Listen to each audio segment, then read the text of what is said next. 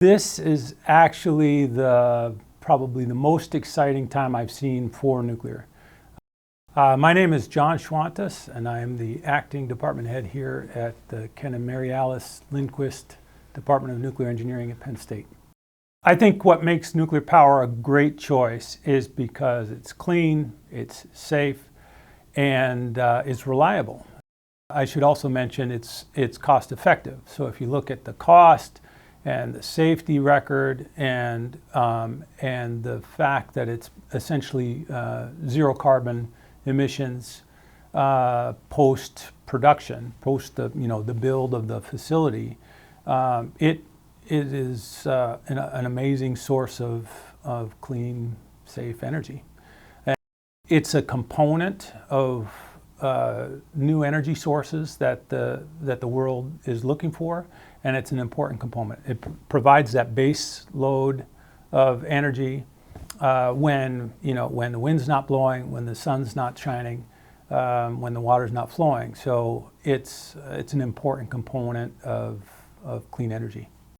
I certainly really understand the concerns. I got into nuclear through environmental. So my first area of expertise into nuclear was environmental radiochemistry. And I've worked on Fukushima. I was part of two response teams for Department of Energy when Fukushima happened.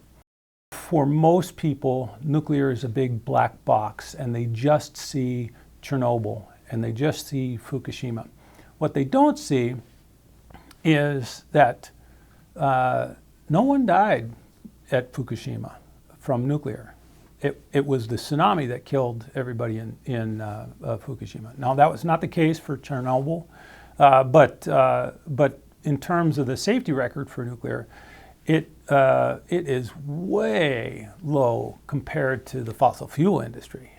For nuclear, the downside is certainly the cost for the build is incredible and has in the past been a major stumbling block for the nuclear industry. And I think that's a mixture of the fact that we're trying to figure out the best balance on how to safely build these things and if there's a better way.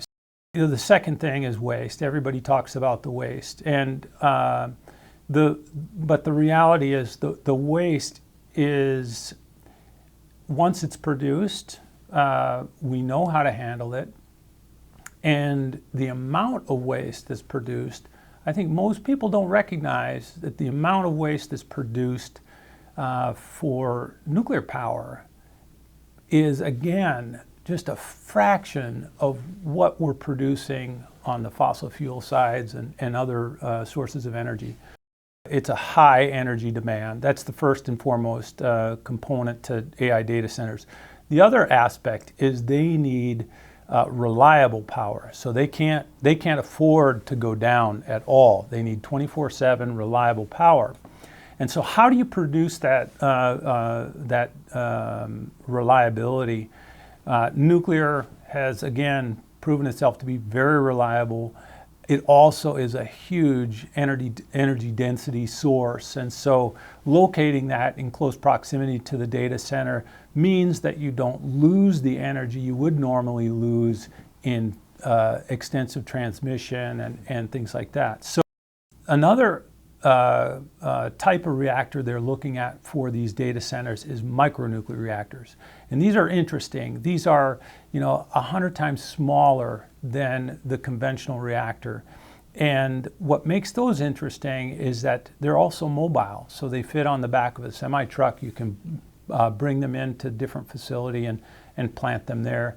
And it's like a nuclear battery. You plug them in and they run for 8 to 12 years. If you link 100 of these together to power your data center, and one goes down and you need to manage that, you still have 99% of your power. And so that is another aspect of the attractiveness of micronuclear applied to AI data centers.